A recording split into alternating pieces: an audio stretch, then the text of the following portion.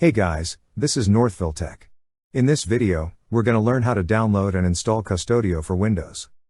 Open the website Qustodio.com, then click on Product.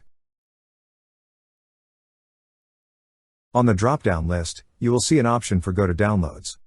Click on Go to Downloads. Now, you will see the list of devices. Click on Windows. A download button will appear. Click on Download.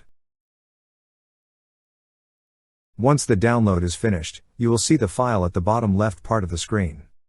Click on the file. Then a pop-up message will appear. To proceed, click on the button that says Accept and Install. Now, select if you are new to Qustodio or you already have a parent account. In this video, we're also going to show you how to create an account. Click on the radio button beside I'm new to Qustodio. Then click on Next. To create an account, enter your name, email address, and password. After entering, click on the tick box to confirm that you read, understand, and accept the privacy policy and terms of service. Then click on Next. Now, enter a name for your device. Then click on Next.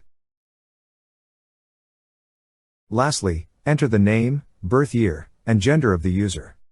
Also, select an avatar. Then click on Next.